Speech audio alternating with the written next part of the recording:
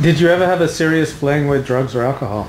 Did I ever have a serious fling with drugs or alcohol? No. I think that, excuse me, because of also being Italian and having wine at the table like every Sunday night and having wine every time you went to grandma's or grandpa's for dinners, it was so normal that that's the way I want to raise my child or my kids one day if I do have kids.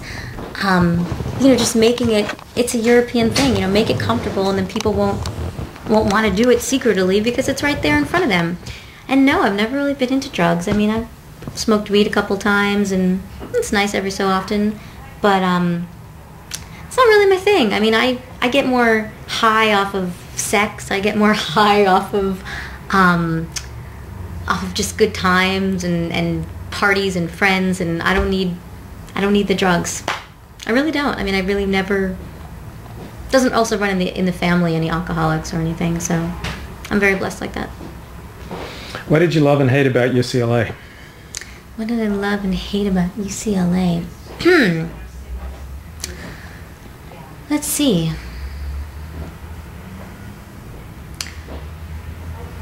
I loved the classes. I loved the theater department. I loved actually being in such a tight knit.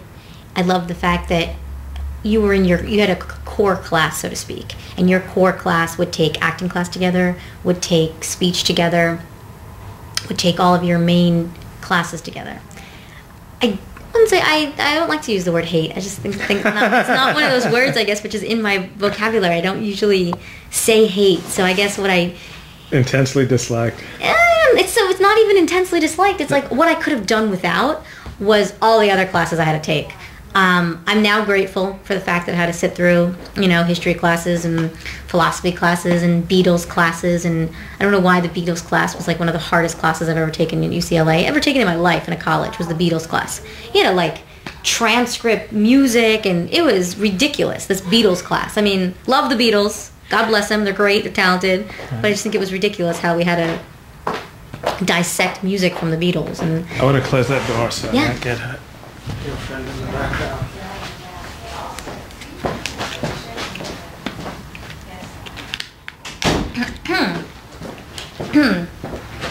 But I think that because I came from the Boston Conservatory my first year of college, which was a really small, intimate BFA program, where literally the entire school was 400 people. So I'm in a 400-person conservatory. I'm on a full scholarship, musical theater. So every single person in the school was either a singer, a dancer, a singer, dancer, actress, or a musician that played piano or violin or whatever they played. And it was so intimate. You knew who everybody slept with. You knew what their room looked like. You knew about their parents. You knew everything about everybody. It was so intimate. I think when I got to UCLA, it was nice to not have that, but then I missed that too. So that's what I did like about UCLA, was that the theater department was so intimate. I'd go take these big lecture classes, the philosophy class and all that, and if I missed class, they wouldn't know, and I would miss class all the time because it was like, well, I can just read the book and I don't really need to even hear the lecture, and I could be home sleeping and make the most out of my time. So it was good in the sense that it taught me how to do the least amount of work and get the most out of it, and taught me like the ins and outs of life. And I think that's what college should do, is teach you how to get by without doing too much, and put in, you learn that you put into life what you get out of it, and you learn all those like golden rules of life and golden lessons. And I'm grateful for the big education, but at the same time I missed having the real, entirely just really intimate setting like I had at the Boston Conservatory. So it was I think it had its pros and its cons.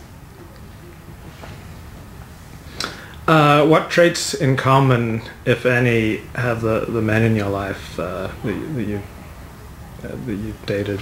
What have they had in common, if anything? Traits I've had in common with them? That they've had in common, like on their own. On their own. Yeah. Is there any single uniting thread of the men in your life? Yes. The only thing I can think of off the top of my head from every single person I've been with, well, not just been with, but at least emotionally been with, would be that they all adore sex. And they all have an extremely large appetite for sexual activity. Right.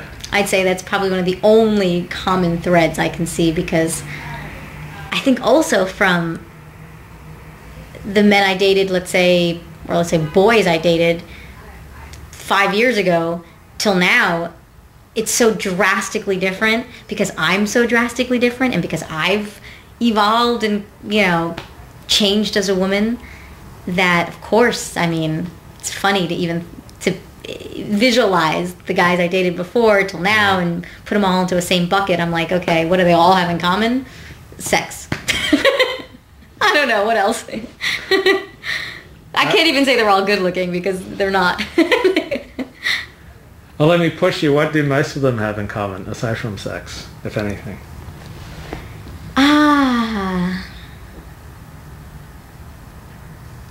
Are they all smart?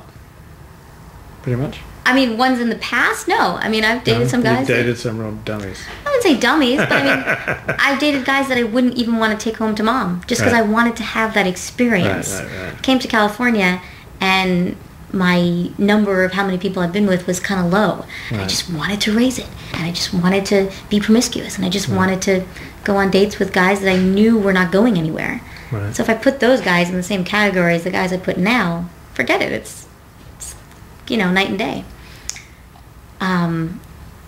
Really, really different. But then again, I feel like I'm so different, and I've evolved and changed and been through. I mean, really, I'm probably not, but I've just gone through stages, and I think that that's what's so awesome about dating is you discover so much about yourself. Probably more about yourself than you even do about the guy you're dating. He's just like a prop. Right. I mean, it's not about him. It's about yourself, and it's it's about developing what you like and what you don't like, and what you want and what you don't want, and that's what's really cool about it all. What are the most common things that men do that disappoint you? What are the most common things that men do that disappoint me? Play games, not call back. Are you more direct than... Oh, yeah. Yeah, you're pretty direct. Oh, yeah. Tell it like it is. I mean, I think that's the New York in me. I mean, games are fun to a certain point, but once you get past a certain point, it's just... I don't have time for that. I mean, I don't. Right. Time is money. I'm on the go. Right. And, I mean, I know what I want usually, and I don't need to play a lot of games, and I don't feel like they should either. And there is a lot of BS and bullshit in LA. I think it's extremely difficult for people to fall in love, and not difficult, but I think that it's difficult for a lot of times for people to find the right person. It could take time. So have your adventures ever been devastating to you, or are they just all a collection of experiences? Oh no, I don't think. Even my first love, even the first love of my life, and I haven't had many serious loves. I've dated a lot, and I've had tons of sex. But as far as loves go, been in love with someone more than a year, huge relationship type of thing, the first love of my life, I can say that it was extremely disappointing after 3 years of being together, him cheating on me. But when I look back, I wouldn't erase a moment. I wouldn't erase even the times where I wanted to slash his tires, and the times where I wanted to tow his car. And I mean, I've done things after he cheated on me, break up for a year, this and that, and I thought my life was over, of course. This was in high school? Yeah, this is back high school, college, beginning of college, My first year of Boston was all with him too. It was a long relationship.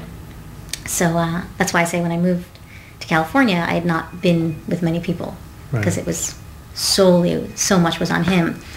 But I mean, even though I can say that he devastated me, so to speak, or broke my heart, I wouldn't erase a moment of any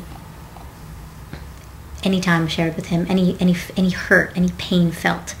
It was such a learning experience, and this was also a really intense relationship for me, because he is black, I'm white, says my parents. Your high school boyfriend is black. Yeah. How did your parents like that? That's exactly what I was going to say. It was, so to speak, my traditional, stubborn, Italian, opinionated, old-fashioned Italian New York parents did not have it. I mean, they would say horrible things. They would